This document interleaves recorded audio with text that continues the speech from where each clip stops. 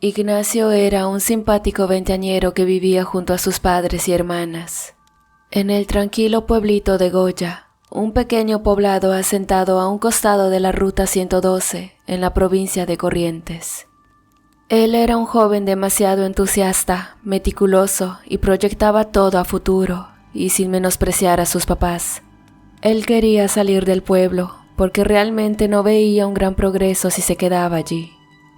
Exactamente hace 2 años que Nacho, como todos lo llamaban, había culminado con creces el secundario, así que entonces decidió irse a comenzar la carrera de biotecnología en la ciudad de Córdoba, pero extrañamente a los 3 meses de su partida, regresó. Según él, porque nunca se adaptó. A todos les resultó llamativo el motivo, pero de igual manera lo entendieron. Al poco tiempo comenzó a trabajar en la ferretería de su papá, pero sus días se volvieron tan monótonos que terminaron por amargar aún más su vida.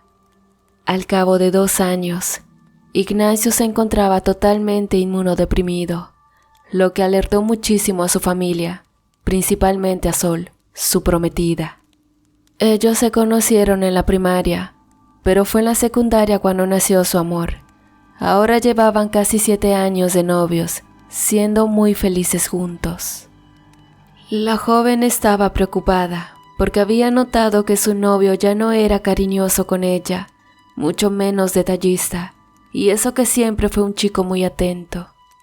Era cotidiano que cada semana él la sorprendiera con flores, alfajores o bien pequeños escritos de amor.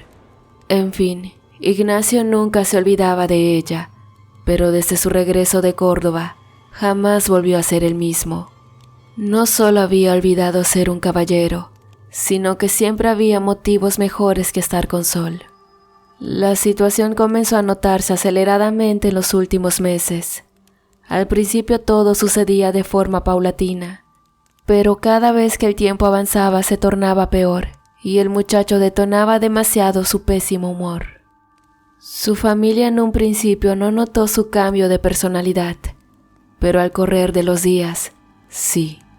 Sucedió que Nacho pasó de ser agradable, respetuoso y compañero, a repudiable, mal contestado y arrogante. Algo se había corrompido dentro de él. Por tal razón, a duras penas visitó a un médico psiquiátrico, quien luego de sendos análisis le diagnosticó estrés y signos claros de depresión, a tal punto que sus defensas estaban tan bajas que con un simple resfriado su cuerpo podía colapsar y enfermar aún más. Las agujas del reloj continuaron su marcha y a su vez el tiempo, 6 meses para ser exactos, y la realidad era que ninguna pastilla lo había mejorado. Era tal la desesperación de su familia que una tarde Jessica, su hermana menor, decidió investigar un poco en el ámbito paranormal. Por eso concuerda una cita con una conocida mujer del pueblo, a quienes todos conocían como la gitana curandera.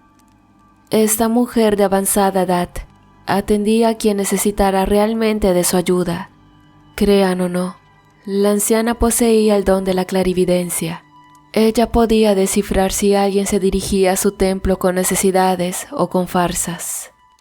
Cuentan por allí que quien se atreva a visitarla para beneficios propios y conjuros maléficos, estarán condenados a cargar de por vida con la mala suerte. Por esa razón, la gitana de corazón noble advertía a todos sus visitantes sobre ello.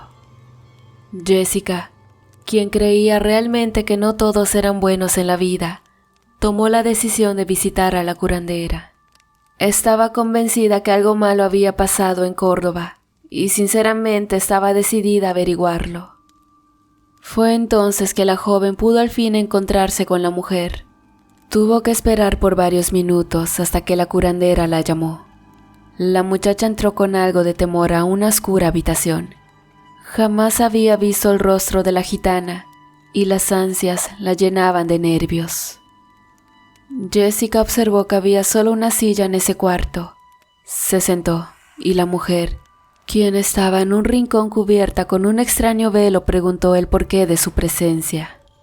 Pero antes de que la muchacha responda, la curandera le manifestó que el mal que acechaba a su hermano no fue conjurado en Córdoba, sino que su maleficio fue lanzado un día antes de su viaje por un alma maldita que se escondía en la bondad, un ser que desde sus entrañas solo irradiaba odio y blasfemias.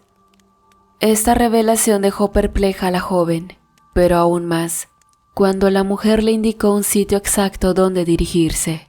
Allí, en ese lugar, encontraría una fotografía de Ignacio totalmente empapada en sangre de cabra. La misma estaría debajo de un madero en forma de cruz invertida. La joven debería destruir ese símbolo maligno, quemar la fotografía y luego enterrar las cenizas en el patio de la capilla.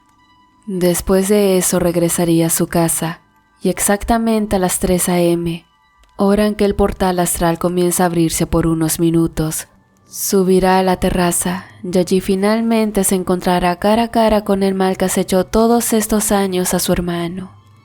Cuando esto suceda, tirará agua bendita sobre aquella cosa y luego de este santo ritual, su hermano amanecerá limpio como siempre debió haber sido. Antes que la joven partiera, la gitana le mencionó que debería hacer todo esto sola. Si lo hacía y cumplía, su fe en ella saldría victoriosa y Nacho regresaría.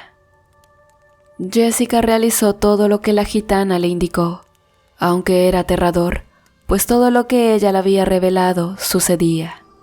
Luego de enterrar las cenizas en la capilla, Jessica regresó a su casa pensando constantemente en su hermano y en el anhelo que todo esto de una buena vez acabara.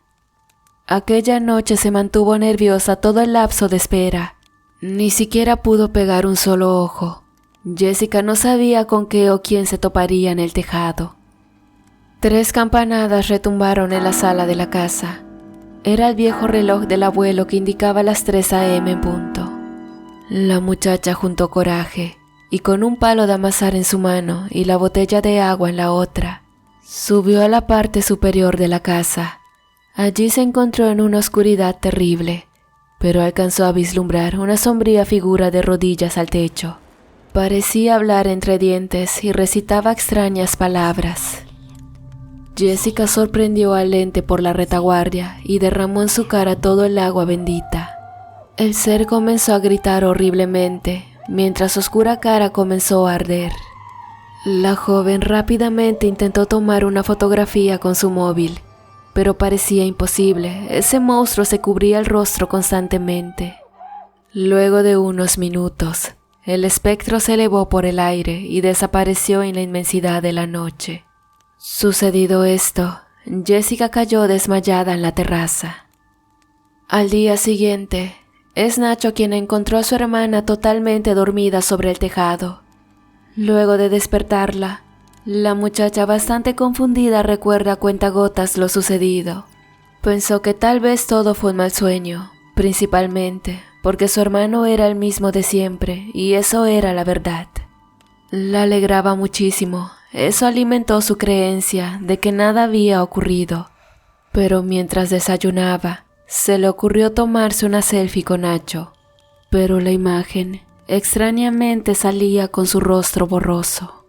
Pero peor fue cuando revisó la galería de imágenes y notó una aterradora fotografía de su cuñada Sol, totalmente llena de arrugas y la cara ardida en llamas. Pero lo más perturbador fue que la instantánea había sido tomada en el tejado de su casa, 5 minutos pasadas las 3 de la mañana.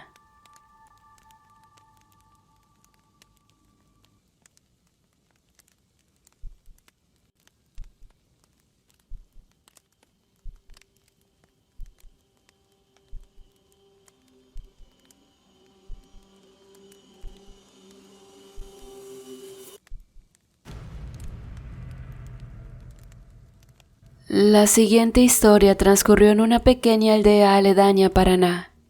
Como era una zona rural y poco urbanizada, eran escasas las familias que la habitaban. Por ende, se conocían a la perfección entre los mismos pobladores. Una mañana, un grupo de vecinos notó que la antigua chacra de los Báez estaba siendo remodelada. Algo extraño, pues la sexagenaria edificación se encontraba en muy mal estado, y costaría mucho dinero su reacondicionamiento. ¿Quiénes serán los ricachones que invertirán en ella? Es lo que muchos se preguntaban por aquellos días.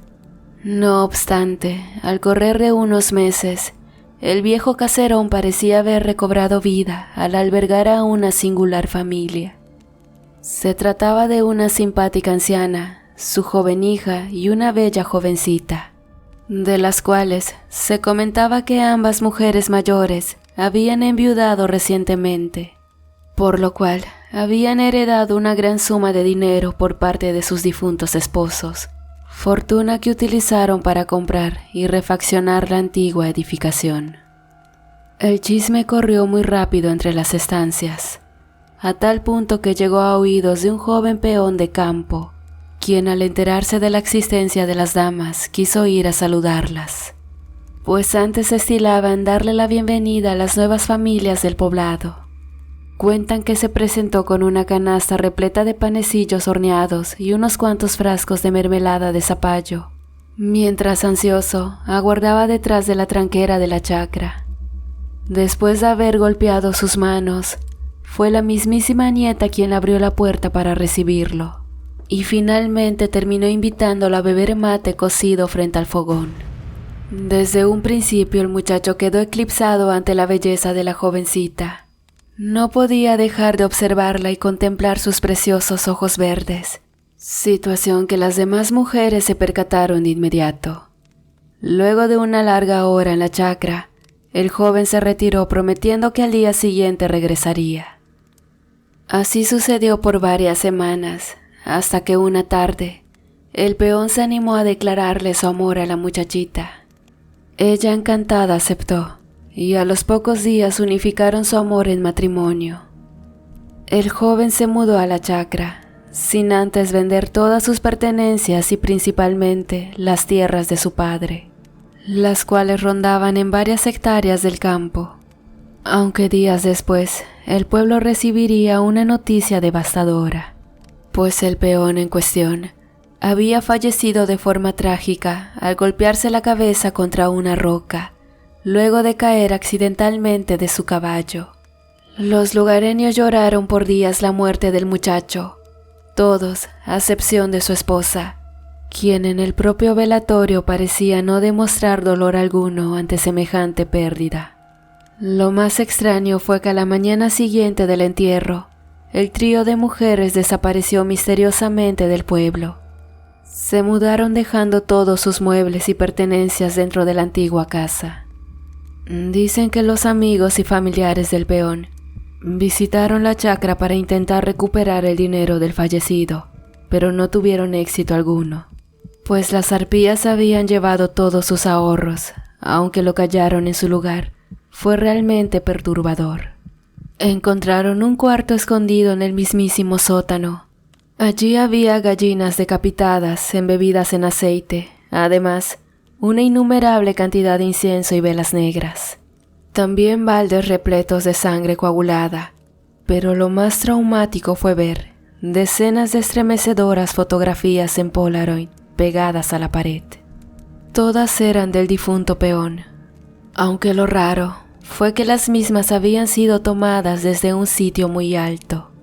Sinceramente, el fotógrafo parecía estar entre las nubes, algo imposible para la época.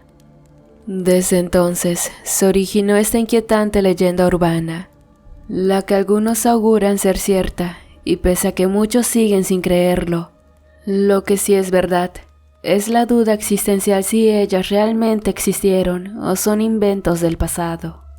¿Habrá sido una familia de brujas las culpables de aquellas muertes? ¿O solo una desgracia del destino? La única verdad es que repentinas muertes se continuaron sucediendo en pueblos aledaños, y todas ellas con un mismo patrón: jóvenes con dinero, recién casados.